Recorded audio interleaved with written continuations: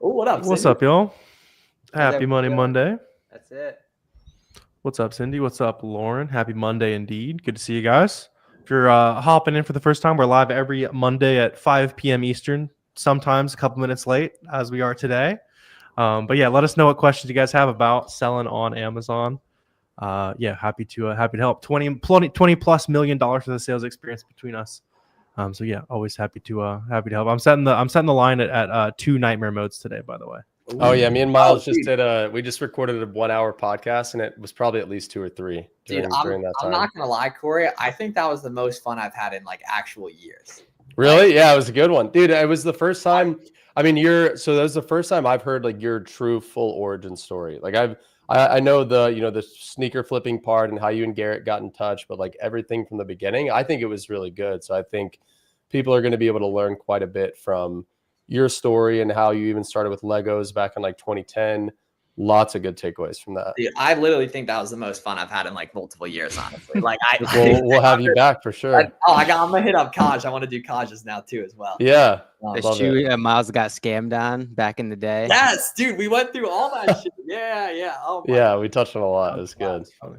Warner, I was up visiting the boy, Mr. Savio this past weekend. Oh yeah, how was that? Oh, it was so much fun. That's a nice place up there. Right on the lake, Finger Lake. Wait, you guys all went or who went? Just Garrett. Just Garrett. Oh, that's lit. That's fire, man. Damn. That's you drove all the way up to the cup like that. It's like 4 hours. Well, we were setting up a storefront up in the mall. So that was like, let's do a Joe Buy Box Bandits too. Yeah, he's setting up. He's doing some cool stuff on the Amazon on the wholesale side of things, like going the retail storefront, so you can have more wholesale accounts open. And that kind of. How successful do you think that'll be for him, Corey? I mean, he's already used it when we went to the trade show a couple of weeks ago. Like he's already used it to get some legit opportunities. So it's awesome. I think it'll be a good. It's one of those things that I always thought about doing when I was doing a little bit more wholesale. It's like, you could probably open a storefront, break even, couple grand a month at most, and print on the Amazon sales. Well, especially if there's so many innovative stuff like that you could do. And there's a way to do it right, of course. We have a bend over here in the chat. How do you find brand direct distributors? You want some game, man? Hey, good question. Want some game. So Ben, if that is your name, brand direct distributors. So it's kind of like an oxymoron, because if you're buying brand direct, you're buying directly from the brand, and if you're buying from a distributor, then you're buying from a distributor. So if you want like an authorized distributor or just like a good distributor to buy from, a lot of times the best way to go is to just call the brand and ask them who their distributors are. That's my favorite way to find really good distributors. Yeah, they'll hook it up. What's up, Cole? Oh, you dropped the Lions profile pic. Definitely not for the off season, right? That's for my sake. I'll take it though. I was gonna say, how did you remember that? But bro typed it. Okay. Cool. Yeah. Did first FBA shipment with boxing looks exciting. Awesome, Cole. Yeah, glad it's saving you some time there. And we'll be back to being rivals here in a few months. We can be friends for now, though. For now, Warner. It's off for now. Hey, when he's a Lions fan again, then it's. I don't know. Got you. Okay, cool. So Cole's good for now. How long does it get SellerAmp verified for your account? It should be pretty instant, man. It should be pretty instant. But if you ever need support with SellerAmp, obviously we're happy to answer any questions in regards to like, the functionality, different features, etc. But you can also hit up support@selleramp.com for technical stuff like that. We'd love to help you get that fixed there. Whoa, damn, dude. Yeah. So Corey, you remember how I talked about that super expensive group I would make the affiliate? Yes. Yep. Dude, yeah.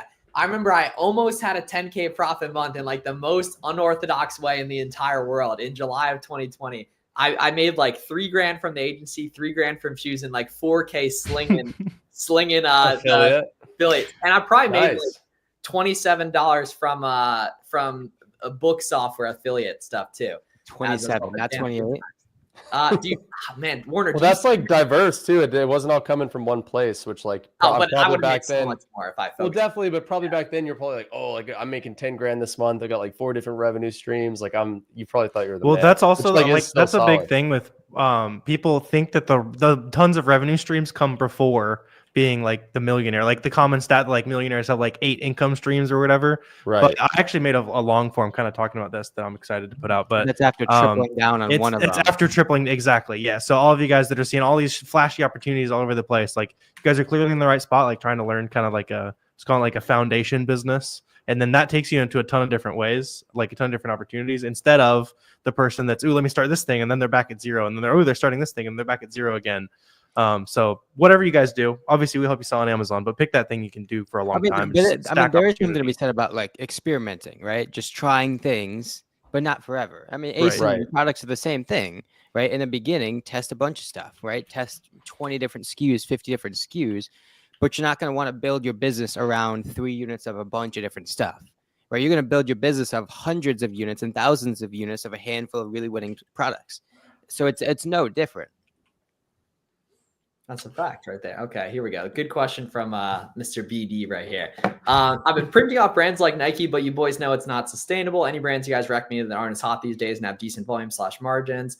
Funny thing is, dude, I definitely would remember your Discord name too, as well. So yeah, so in terms of like brand expansion, right? So the cool thing is you should mainly be storefront stocking when you're a beginner. So pretty quickly, if you just hop to the storefronts of like the sellers you're competing with on those listings, you're going to find other stuff pretty quickly, right? And that you're going to find other brands, other opportunities pretty fast. But if you want one to like start with in that respect, check out like Nautica stuff, check out like Tommy Hilfiger, and then storefront stock from there, you'll find a bunch of other stuff. But it's not really the specific brands that are important I could tell you a million brands, but your competition is going to introduce you to more hot brands that are relevant to you, right? Just because they have a similar business model to you. They have a similar sourcing style to you. And if it introduced you to an opportunity that made Nike profitable, if they're carrying other brands, it's probably going to be relatively low hanging fruit to go find other brands too from there as well. Those ones are,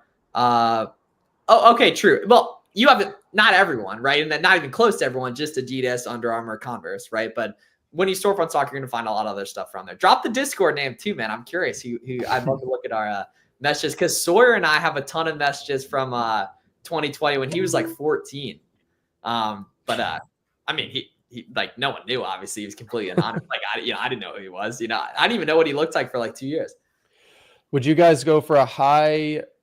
I assume you mean ROI product, but 3% BSR. However, it sells above 50 units a month. So I personally never look at BSR ever. Really, I'm more so concerned about how much profit is the product going to make me. So if it's a high ROI and you think you can sell, 5, 6, 7, 10 units a month, if you feel like it's worth your time, then I'd say buy it. If you don't think that the monthly profit is going to be worth your time, then I wouldn't buy it. So it's kind of hard to say off the info that you gave there. I mean, every single product, every single brand, every single listing, you increase your exposure, right? You increase the risk that you're exposed to, right? Because every listing is liable to tank. Every brand you bring on is liable for IP complaints. I mean, all sorts of things, Section 3s, right? So to finish Corey's point, you have to validate and you have to authenticate every brand and listing you get on, right? It has to be worth your time. And so for you, whether that's $200, $500, $400, whatever that number is, right? Create some sort of baseline, right?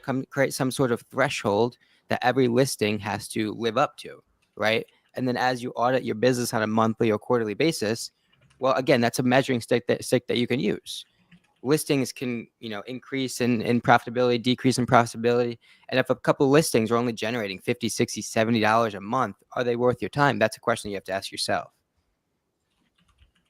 Would you guys sell a high ROI product? How do you guys deal with returns? Yeah, so dealing with returns, you kind of just deal with it. It's a part of the business in respect, like some things you can resell right away and that they're good condition to move on Amazon. And some stuff needs to be liquidated elsewhere. There might be, damaged or not like perfectly new, for example. But what you really have to be on top on is always claiming. And if someone returns a messed up return or someone sends back a product that's messed up, making sure you're filing claims as you see fit on those two. Yeah, and then Cyrus also asked a question about returns as well. He said you have some open return requests, they auto authorized. Can you tell you what that means? Yeah, so that just means like your setting, just have it set up to basically. It's a good idea to do that, to just automatically approve returns. And then it's probably going to refund the customer when it scans. That tends to be the default in your seller accounts. Like when they scan the label on the way back to you, that's typically when the refund's going to go through, and then you can probably resell that stuff. And like we was talking about, if not, and it's like super damaged, customer did a switcheroo, something like that, you can file a claim to get reimbursed. Dude, if you I just Googled buy box bandits, and Billy's episode is the first one that comes up from almost 3 years ago. And Really? It's so funny because that's the #1 viewed buy box bandits episode by like 4x. Billy's? So Which one? Billy, When I Google it, yeah. When I Google it, it doesn't an individual Bandits. episode doesn't come up. Buy box bandits, or what'd you look up? Buy box bandits, yeah. The With no YouTube channel is spaces? the first thing that comes up. And Yeah. then 2 below it is the best way to start Amazon FBA. You see that? Oh yeah, Yeah, okay. like the first ranked episode. Yeah. All right. Well, that just goes to show too that by being on these podcasts and building your personal brand, I mean, that's 45-minute episode that Billy did 3 years ago that I guarantee you, I mean, you know, right? You can see how many downloads that episode still gets to this day. I mean, that's a video or a podcast episode that's still bringing him recognition to this day. It's awesome. That's the old, that's the old perch in his bedroom. Yes, Yeah. sir. Look at G-Body right there. Come on. Come on. Hell yeah. Hell yeah. Look at G-Body right there. That's awesome. What's the worst case scenario with IP complaints? If the worst case is that they don't accept your docs after you try a few times and it stays in your account, and then it'll drop off after 6 months. So just don't get in the habit of just like not addressing them. But one IP complaint sitting on your account is basically, I don't think I've ever heard of anyone getting banned for that. There's pretty much always a couple IPs hanging on everybody's account. Yeah, Miles. Appreciate you, Josh. Appreciate you, family. Appreciate you, family. Yeah, whatever questions y'all got, make sure you let us know. I'm like super like high on life after that podcore. That was literally like the most fun I've had like with business stuff in like forever. And I'd say I thoroughly enjoy business stuff, but that was a lot of fun. Well, people are going to enjoy that. And guys, I mean, just a quick shameless plug for that. So what Miles is referring to, we just recorded actually, it wasn't quick. It was like a full hour long episode, mainly about his whole origin story, like how he started with Legos back in 2010, all the way up to 2025, where he is here. So guys, you can find that. I think that'll actually go live on Wednesday this week on my podcast, which is the Corey Ganem Show. So that's on my YouTube channel, any podcast platform. Check that out because Miles' story is fantastic. Yeah, I'll plug my huddle highlights too if anyone wants those. Hi guys, I'm a new seller. My account is just activated yesterday. I want to know if selling new product for other sellers, chance for me to get at least 5 to 10% of total sales. Oh yeah, for sure. Like, in the reselling model, like you only buy stuff that has really good proven sales history, right? That you already know people are making money on, right? That you can see that over time. So watch yeah, exactly, in the buy box. Yeah, for sure. Right. So watch, a couple of our Keepa tutorials that we got online, and pretty quickly you'll be able to see what a good Keepa chart looks like, what a good product looks like. And that'll be a great way to gauge that for you, basically. Yeah. Jonathan had a good question earlier too about subscribe and save. You're saying you found a good deal. That's good. If you do the subscription, should you sign up and cancel it once you get it? Yeah, there's a lot of good items that'll be like that. Just keep in mind, if you go crazy on that, you'll probably start getting canceled on the retailer. It's not exactly what it's designed for, but you can run it up for a little while. There's been a couple. Sometimes you'll see like there'll be like a website that's dedicated to selling like one type of product, usually in like supplements, that kind of thing, and you can get it way cheaper. Subscribe, cancel it, do it again whenever you need to restock. What does suppressed products mean, and could you sell them if they look good with no IP complaints? Yeah, so suppressed means no buy box. So basically like a listing that has no buy box on Amazon, those listings can still totally make money. And so you're good to go. As long as you can see good offer count movement on Keepa and a good sales rank, you're good to rock and roll on even suppressed listings.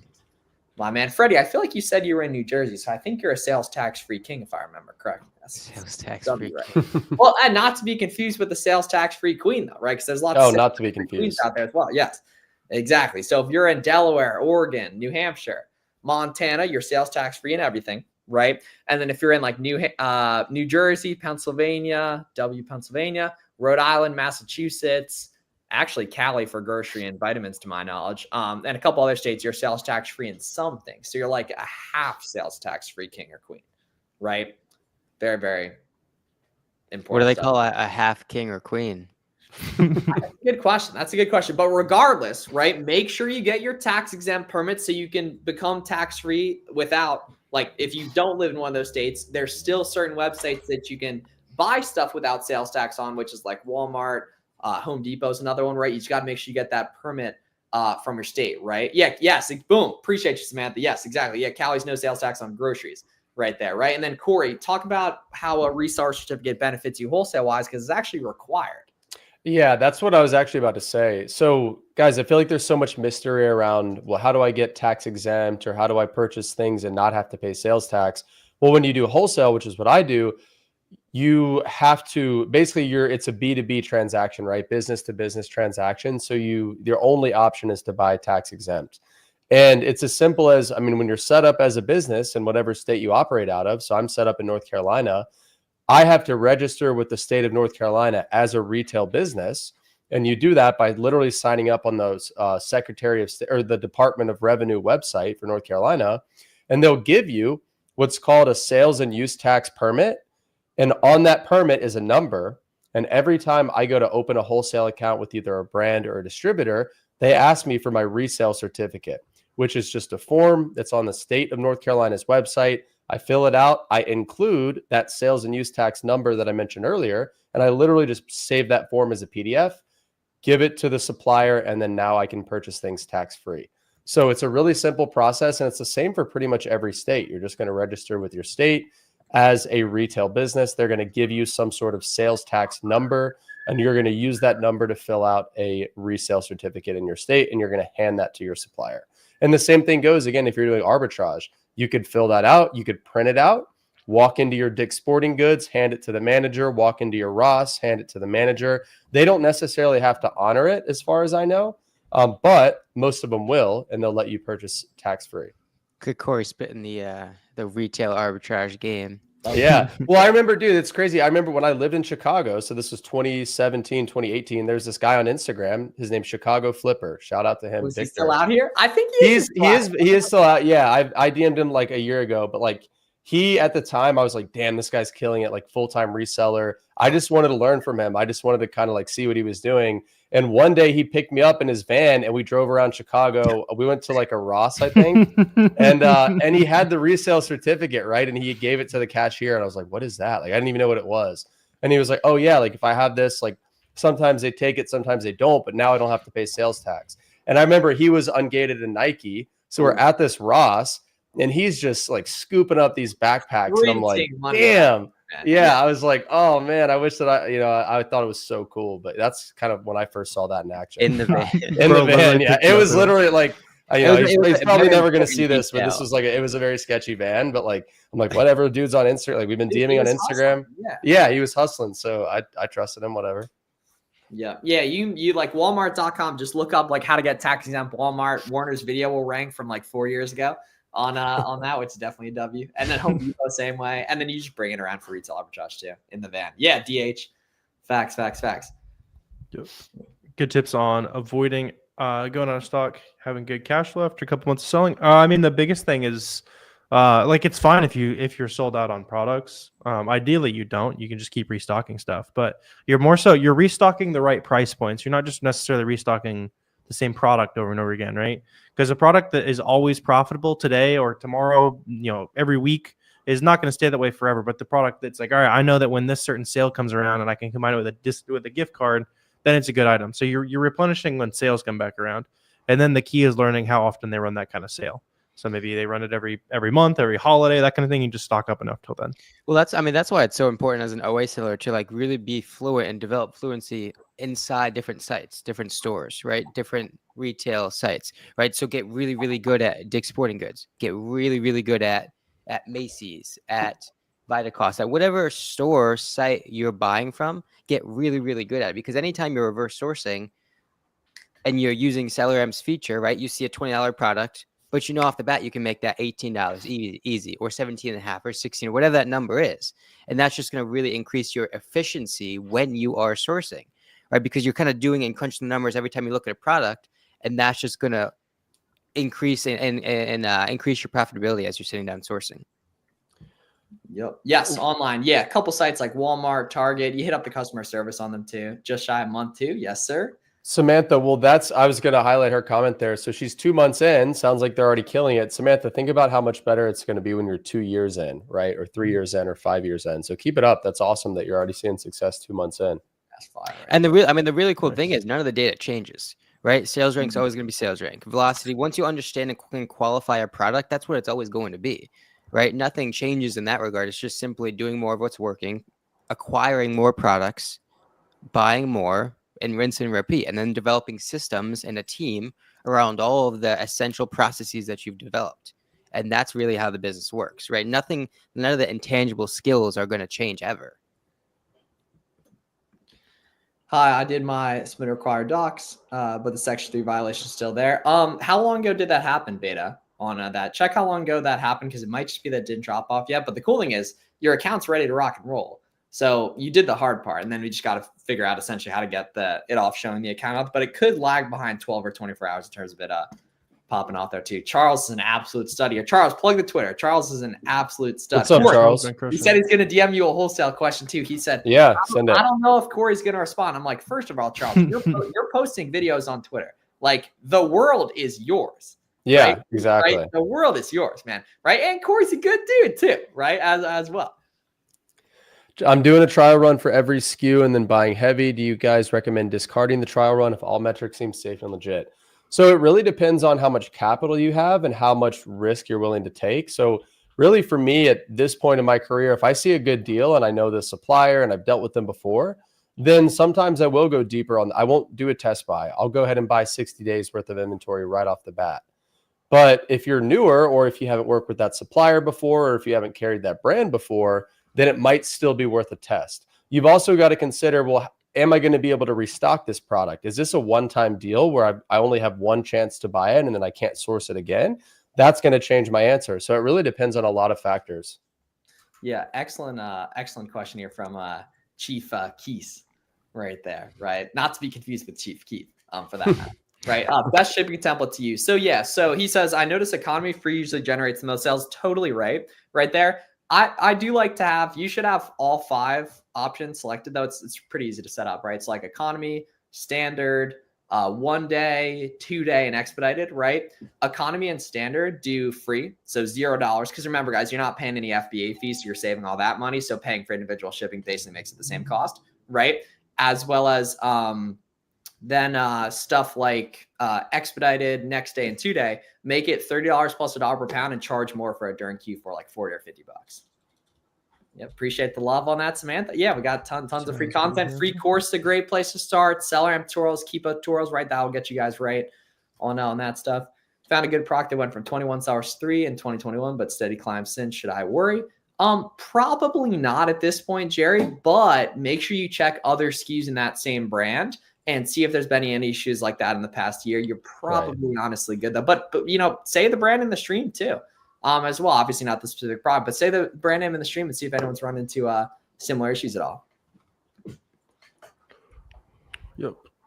Inventory is currently in review. How many days you have to wait until it's available? So it could be pretty quick, or it's most likely just like an FC transfer.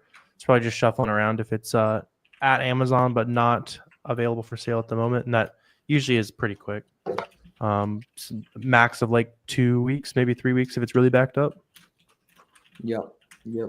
And that makes a lot of sense on there. Okay, number 1 tip for new Amazon sellers, fellas. Number 1 tips. What would you tell yourself when you started? Corey, you go first. What would you tell yourself when you started that you needed to know that would have helped you find success at half the time? Yeah, so what I would tell myself is just focus on consistency. So find the lowest common denominator of input that you can do every single day, and then just do that. So for example, if you're doing arbitrage, if that means you look for leads for 15 minutes a day, because that's all you can spend, then do it, but do it every single day. For wholesale, if that means you can only call 2 suppliers a day, then do it, but do it every day. So find what the minimum that you can do every day and do that for at least 30 days. If you do that for 30 days, you'll win. Like I will pay you $10,000 if you haven't made money on Amazon in 30 days, if you literally just do the same shit every day. So that's my advice. Yeah, consistency is by far the most important thing. But if you're gonna be consistent, then make sure you also try to get that result as quick as possible. I say it often, but a lot of you guys are watching your 1,000th YouTube video or something like that. And you just need to go make a sale. There's a ton of stuff that's FBA and buy box friendly. You You could run out to the store, scan some stuff on the shelf, have an item literally sold that day. There's plenty of good stuff online that's FBM friendly. So just like make that first sale, make it way less scary. I mean, yeah, people forget how like low risk you can start this. You don't have to invest $20,000 off the bat for something that you don't necessarily are fully committed and convinced to, right? It can just be a couple $100, buy one product of 5 different things, list them FBM. If they don't work, list them on, find another listing, return them, whatever the case may be. It's so low risk to start. You just have to get those first couple sales. Yeah, right? sell some books too, as well. Exactly. Yeah. Right. And then I will also say too, find cool people to work with and talk about. That's what I would say. Yeah, because it's really fun. Really, really fun. Because as a human being, you do more of what you enjoy doing. And typically the stuff you enjoy doing, the main common denominator is people you like, right? Yep. So don't think you're going to get into selling on Amazon and have a ton of fun doing it without anyone in your life that sells on Amazon. Join our Facebook group, join our Discord. They don't cost no money. Social media is free too. Go follow us all on Instagram and then hit the recommended drop-down menu and follow all the people that you can, all the recommended accounts, right? That are some of our buddies and other good creators in the space that are going to give you other good, positive influences and perspectives on this stuff. That's the thing, right? So back when I started, social media wasn't nearly what it was for Amazon, right? There wasn't nearly as many people talking about it. And so I waited until I authenticated and validated myself as a seller before I started talking about it, right? Whereas nowadays, it's so easy to document, right? Document. Talk about the ups, talk about the downs, talk about what you're doing, because that's what's really going to attract a lot of people, right? It's the transparency that's going to build trust, right? It's the transparency that's going to allow you to meet 5 cool people that you can call friends, right? That you can talk about sourcing, hop on a Zoom call and source, right? And bang out some leads together, right? It doesn't have to be, putting out a free course, or it doesn't have to be teaching a bunch of stuff or live sourcing videos or all that sort of stuff. Documenting is the key in the beginning, because that's what's going to connect you to the cool people you need to then ultimately take your business to the next level, to put yourself in a position where you could potentially start to educate. Yeah, that's what I was going to say is like, I feel like in the beginning, you just don't know it well enough to teach it yet. So really your only option is to document. There was somebody I was talking to recently is on a much higher level than me, but he was like, the path that he always takes is do, master, teach in that order. You can't skip any of those steps. So yeah, just do it. Just get in the mix first and foremost, start talking about it, and you'll attract those like-minded people. And then, a few years later, if you learn it well enough and you run a good enough business, you can start teaching other people. Makes sense. Sales also help a lot with ungating. That's completely facts too, but it's not required, but it definitely doesn't hurt, right? So moving small is dope too. So a little rapid fire to end the night here. You guys rock. Appreciate you, appreciate you. Same time do we do? Yeah, every single Monday at 5 p.m. Yeah. Yep. So every Monday, 5 p.m. and then Tuesday, Thursday at 4 p.m. Eastern, Warner and I do another stream for Seller Amp, Seller Hour, and Box and office hours too. Well, Plum Card helping cash flow, because Amazon sometimes, it does, but we're never going to tell you to rack up a bunch of debt for something you don't know, right? So gain confidence. The Plum Card isn't an excuse to rack up a whole lot of credit card debt on products you're not confident in, right? Nothing takes the place and substitutes the confidence and competence of sourcing and buying good products. Once you validated that and authenticated that and you're making some good money, then potentially start to scale out and leverage out more, which the Plum Card is one of those ways to do so, right? Among others. But before all, you have to really get fluent with what you're looking at, get confident in what you're looking at. That opens the doors for a lot of different things. Yeah, better start FBA as a beginner. Do both, because not every item is going to be FBA buybox friendly. But if you can make the decision to make money now instead of making it when it checks in 2 weeks, then you should probably make the decision to make money now, right? Test the item, restock while it's still on sale, buy a lot more, and then you'll find probably you'll have more success going deep FBA, but you can test a lot faster FBM. What time seller call? So they were saying Warner and Miles do a call at 4 p.m. Eastern on Tuesdays and Thursdays on their channel. Boom. Indeed. Boom. The shipping costs cost more. Actually, sometimes yes, but you can just let it sit for a couple hours and typically it'll aggregate. Or Tanner, you can also buy on Pirate Ship as well. So Brian says, how to avoid orders being canceled by the retailer. So the main thing, a lot of cancels are purely due to just payment verification. So check out through PayPal always. It's way quicker too. Also helps you get less order cancels. And then if you're getting canceled with either discounted gift cards or PayPal, discounted gift cards are better than PayPal. You want to hit up the retailer and ask why. It might just be they think you're trying to place big orders and then charge back and commit fraud on them, right? Have them verify your account, whitelist it, then you're good to go. Or they're an anti-reseller website, in which that case, you got to switch up the info a little bit, play with like the name, the shipping address, the email used, do Apple Pay and Google Pay as well, or, switch it up, different credit card, etc., and try to isolate what variable is causing the cancels. Yeah. And then, guys, we got a free class going down on Wednesday night. It is at go.thefbaroadmap.com/register, 7 p.m. Eastern. Tons of game. We don't train anyone else for free. Y'all should check that out. You guys have a great night. I love you. I wish I was going to play basketball right now. I'm not. I'm going on a walk. So if you get the report that 2017 LeBron was on a walkout there, then it was your boy Uncle Flips. Y'all have a great day. See you guys soon. See you guys. See y'all next week. See you guys.